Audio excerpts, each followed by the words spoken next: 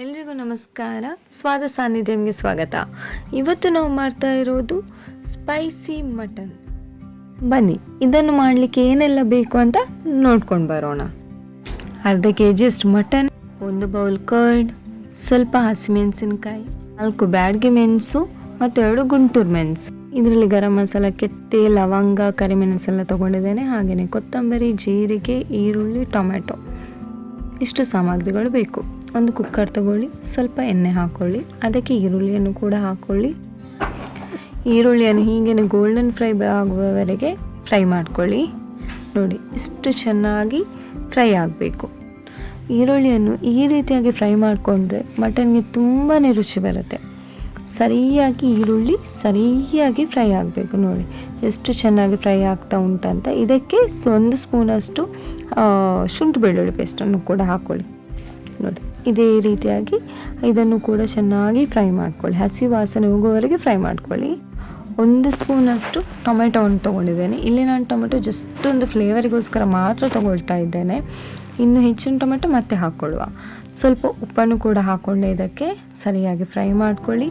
ಮಟನನ್ನು clean ಮಾಡಿಟ್ಟುಕೊಂಡಂತಹ ಮಟನನ್ನು ಕೂಡ ಇದಕ್ಕೆ mix ಮಾಡ್ತಾ ಇದ್ದೇನೆ. ಇದಕ್ಕೆ 2 ರಿಂದ 3 ಸ್ಪೂನನ್ನು ಕರ್ಡ್ ಹಾಕ್ಕೊಳ್ತಾ ಇದ್ದೇನೆ. ಇದನ್ನು ಚೆನ್ನಾಗಿ ಮಿಕ್ಸ್ ಮಾಡ್ಕೊಳ್ಳಿ. ಮಿಕ್ಸ್ ಮಾಡಿಕೊಂಡು ಸ್ವಲ್ಪ ನೀರು, ಸ್ವಲ್ಪ ನೀರು ತೊಗೊಳ್ತಾ ಇದ್ದೇನೆ ಇಲ್ಲಿ. ಇದನ್ನು 5 ರಿಂದ 6 ವಿಸಿಲಷ್ಟು ಇಟ್ಟುಬೇಡಿ. ಒಂದು ಪ್ಯಾನ್ಗೆ 1 ಸ್ಪೂನಷ್ಟು ತುಪ್ಪ ತೊಗೊಳ್ತಾ ಇದ್ದೇನೆ ಇಲ್ಲಿ.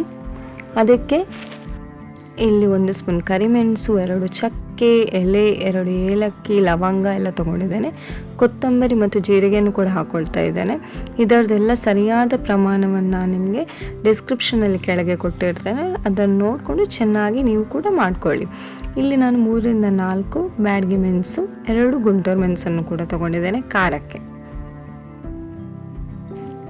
ಇದನ್ನು ಹೀಗೆ ಚೆನ್ನಾಗಿ ಫ್ರೈ ಮಾಡ್ಕೊಳ್ಳಿ. ಫ್ರೈ ಮಾಡ್ಕೊಳ್ತಾ ಇದ್ದಾಗೆ ಇದಕ್ಕೆ ಒಂದು 3 ರಿಂದ 4 ಸ್ಪೂನಷ್ಟು ತೆಂಗಿನ ತುರಿಯನ್ನು ಹಾಕ್ಕೊಳ್ತಾ ಇದ್ದೇನೆ ನಾನಿಲ್ಲಿ. ಇದನ್ನು ಕೂಡ ಚೆನ್ನಾಗಿ ಫ್ರೈ ಮಾಡ್ಕೊಳ್ಳಿ. ಫ್ರೈ ಮಾಡಿದ ನಂತರ ಇದನ್ನೊಂದು ಮಿಕ್ಸಿ ಜಾರಿಗೆ ಹಾಕಿ ಚೆನ್ನಾಗಿ ಒಂದು ಪುಡಿ ಮಾಡಿಕೊಂಡು ಇಟ್ಟಿರಿ. ನೋಡಿ, ಇದೇ ರೀತಿಯಾಗಿ ಫ್ರೈ ಆಗಬೇಕು. ಇದರದ್ದು ಪುಡಿ ಮಾಡಿಕೊಂಡು ಇಟ್ಟಿರಿ. ಒಂದು ಪ್ಯಾನಲ್ಲಿ ಸಣ್ಣಗೆ ಕುಚ್ಚಿದಂತಹ ಈರುಳ್ಳಿ, ಇದನ್ನು ಕೂಡ ಚೆನ್ನಾಗಿ ಗೋಲ್ಡನ್ ಫ್ರೈ ಆಗುವವರೆಗೆ ಫ್ರೈ ಮಾಡ್ಕೊಳ್ಳಿ. ಗೋಲ್ಡನ್ ಬ್ರೌನ್ ಆಗಬೇಕು. ಇದಕ್ಕೆ ಸ್ವಲ್ಪ ಟೊಮೆಟೊವನ್ನು ಕೂಡ ಹಾಕ್ಕೊಳ್ಳಿ. ಇಲ್ಲಿ ಒಂದು 3 ಹಸಿಮೆಣಸಿನಕಾಯನ್ನು ನಾನು ಉದ್ದಕ್ಕೆ ಕಟ್ ಮಾಡ್ಕೊಂಡು ಇಟ್ಟಿದ್ದೇನೆ. ನೋಡಿ, ಇದನ್ನು ಕೂಡ ಚೆನ್ನಾಗಿ ಫ್ರೈ ಮಾಡ್ಕೊಳ್ಳಿ. ಇದು ಆಗಲೇ ಪುಡಿ ಮಾಡಿಟ್ಟುಕೊಂಡಂತಹ ಪೌಡರ್, ಇದನ್ನು ಕೂಡ ಅದಕ್ಕೆ ಮಿಕ್ಸ್ ಮಾಡಿಕೊಂಡು ಸ್ವಲ್ಪನೇ ನೀರು ಹಾಕ್ಕೊಂಡು ಅದನ್ನು ಬಿಸಿ ಮಾಡ್ಕೊಳ್ಳಿ. ಇನ್ನು ನನಗೆ ಇದು ಮಸಾಲ ಕಮ್ಮಿ ಆದಾಗ ಅನಿಸುತ್ತೆ, ಅದಕ್ಕೆ ಇನ್ನೂ ಸ್ವಲ್ಪ ಮಸಾಲ ಹಾಕ್ಕೊಂಡು ಸ್ವಲ್ಪ ನೀರು ಹಾಕ್ಕೊಂಡು ಹದ ಮಾಡ್ಕೊಳ್ತಾ ಇದ್ದೇನೆ ಪೇಸ್ಟನ್ನು. ಇದು ಆಗನೇ ಬೇಯಿಸಿಟ್ಟಂತಹ ಮಟನ್. ನೋಡಿ ಎಷ್ಟು ಚೆನ್ನಾಗಿ ಬೆಂದಿದೆ ಅಂತ. ನೋಡಿ, ಮಟನ್ ಯಾವಾಗಲೂ ಇದೇ ಹದದಲ್ಲಿ ಬೇಯಬೇಕು, ಆಗಂತೂ ಇದರ ರುಚಿ ದುಪ್ಪಟ್ಟಂತವೇ ಹೇಳ್ಬೋದು. ನೋಡಿ, ಇದಕ್ಕೀಗ ಹುಣಸೆ ನೀರನ್ನು ನಾನು ಮಿಕ್ಸ್ ಮಾಡ್ಕೊಂಡದ್ದು, ಇದನ್ನು ಸಹ ನೋಟ್ ಮಾಡ್ಕೊಂಡಿರಿ.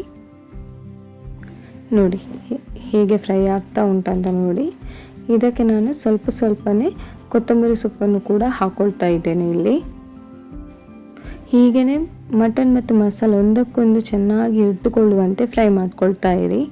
ಹೀಗೇ ಫ್ರೈ ಮಾಡ್ತಾ ನೀವು ಹೋದರೆ ನಿಮಗೆ ಅದು ಈ ರೀತಿಯ ಕನ್ಸಿಸ್ಟೆನ್ಸಿಯಲ್ಲಿ ನಿಮಗೆ ಮಸಾಲ ಡ್ರೈ ಸಿಗುತ್ತೆ. ನೋಡಿ ಎಷ್ಟು ಚೆನ್ನಾಗಿ ಬಂದಿದೆ ಅಂತ. ಇದನ್ನು ನೀವು ಆಪ, ಪರೋಟ, ನೀರು ದೋಸೆಗೆ ಇದು ಬೆಸ್ಟ್ ಕಾಂಬಿನೇಷನ್ ಅಂತಲೇ ಹೇಳ್ಬೋದು. ನೀವು ಕೂಡ ಇದನ್ನು ಟ್ರೈ ಮಾಡಿ ಹೇಗೆ ಆಗಿದೆ ಅಂತ ನಮಗೆ ಕಮೆಂಟ್ ಮೂಲಕ ತಿಳಿಸಿ. ಇಂಥದ್ದು ರೆಸಿಪಿಗಳಿಗೆ ಸ್ವಾದ ಸಾನ್ನಿಧ್ಯವನ್ನು ಲೈಕ್ ಮಾಡಿ, ಶೇರ್ ಮಾಡಿ ಆ್ಯಂಡ್ ಸಬ್ಸ್ಕ್ರೈಬ್ ಮಾಡಿ.